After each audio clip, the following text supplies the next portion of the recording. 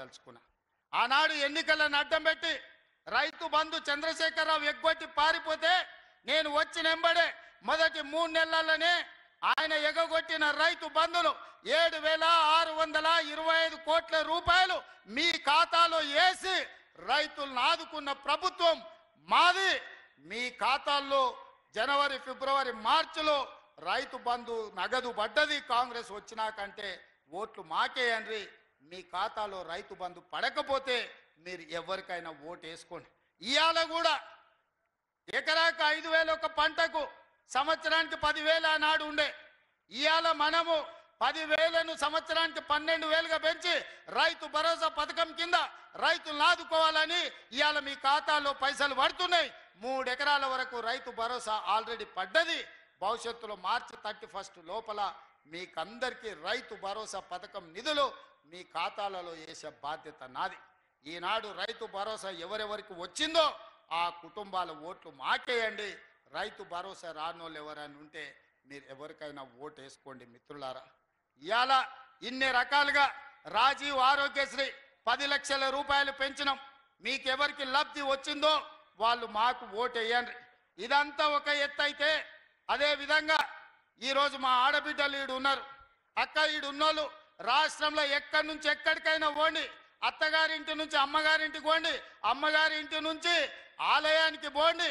మీరు యాదగిరి గుట్ట పోతారా, లేకపోతే భద్రాచలం పోతారా, నాగోబ జాతర పోతారా, సీతక్క దగ్గరికి సమ్మక్క సారక్క జాతరకు పోతారా, ఏడికి పోయినా బస్సుల్లో 1 రూపాయి లేకుండా మీరు చెయ్యి అడ్డం పెడితే ఆపి మిమ్మల్ని ఎక్కించుకొని మీరు అడిగిన దగ్గర దించుతే మా అక్కలు నాకోటేయండి. ఒకవేళ మిమ్మల్ని ఆర్టీసీ బస్సులో ఎవరన్నా పైసలు అడిగితే టికెట్కు మీ ఓట్లు ఎవరికన్నా వేసుకోండి అని నేను మా అక్కలకు చెప్పదలుచుకున్నా. ఇవాళ మా అక్కలు నేను అడగదలుచుకున్నా. 500 రూపాయల సిలిండర్ 50 లక్షల కుటుంబాలకు ఇస్తున్నాం. 500 రూపాయల సిలిండర్ వచ్చిన కుటుంబాలు మాకు ఓటేయండి. 500 రూపాయలకు సిలిండర్ రాకపోతే మీరు ఎవరికైనా ఓటు వేసుకోండి అని ఈరోజు నేను చెప్పదలుచుకున్నా. మా ఆడబిడ్డలకు 200 యూనిట్లు ఇంటికి ఉచితంగా కరెంటు, వ్యవసాయానికి 24 గంటలు ఉచిత కరెంటు ఈరోజు ఎవరెవరికి వస్తుందో వాళ్ళందరూ మాకు ఓటేయండి. వ్యవసాయానికి ఉచిత కరెంటు రాకపోయినా మీ ఇంటికి 200 యూనిట్లు ఫ్రీగా ఇవ్వకపోయినా మీరు ఎవరికైనా ఓటేసుకోండి. ఈ 2 మేము వేస్తే మీరు మా నరేందర్ రెడ్డికి ఓటేయండి అని నేను అడుగుతున్నా. ఇదే కాదు, స్వయం సహాయక సంఘాలు మా సీతకి ఇక్కడనే ఉన్నది, మా సోదరిమాన్లు ఇక్కడనే ఉన్నారు. ఎన్నడన్నా 10 ఏళ్ళల్లో చంద్రశేఖరరావు ఈ సంఘాలు ఎట్లున్నాయి, మీకేమైనా వడ్డీ వసూలు అయ్యిందా, మీరు ఎట్లున్నారని ఎప్పుడన్నా అడిగిందా? ఇవాళ సీతకు వచ్చిన తర్వాత సంఘాల గౌరవం పెరిగిందా లేదా మీరు ఒక్కసారి ఆలోచన చేయండి.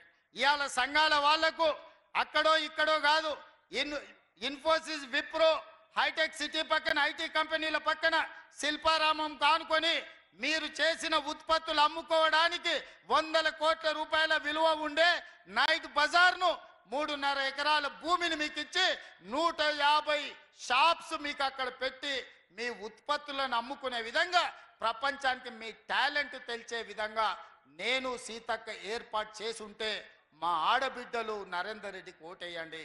మేము ఇవ్వకపోతే మీరు ఎవరికైనా ఓటేసుకోండి అని నేను ఈ సందర్భంగా నేను చెప్పదలుచుకున్నా. మిత్రులారా, ఇవాళ మా ఆడబిడ్డలు వంటింటి కుందేళ్ళు కాదు, మా ఆడబిడ్డలు సోలార్ పవర్ ఉత్పత్తి చేయొచ్చు. మా ఆడబిడ్డలు అదాని అంబానీలతో పోటీ పడాలని మహిళా సంఘాలకు ఇవాళ 1000 మెగావాట్ల సోలారు విద్యుత్ ఉత్పత్తి చేసే ఒప్పందాలు మా ఆడబిడ్డలతో చేసిన ప్రభుత్వం ఈ దేశంలోనే తెలంగాణ ప్రభుత్వం మొట్టమొదటిది. ఈరోజు కోటీశ్వర్లను మా ఆడబిడ్డల్ని సోలార్ పవర్ అగ్రిమెంట్లు చేసింది మేము. 1000 మెగావాట్లు ఈరోజు అదానితో పోటీపడి సోలార్ పవర్ ఈరోజు మా ఆడబిడ్డలు జనరేట్ చేసే విధంగా ఒప్పందాలు చేసినాం. ఈ ఆడబిడ్డలను ఓట్లేయమని నేను అడుగుతున్నా.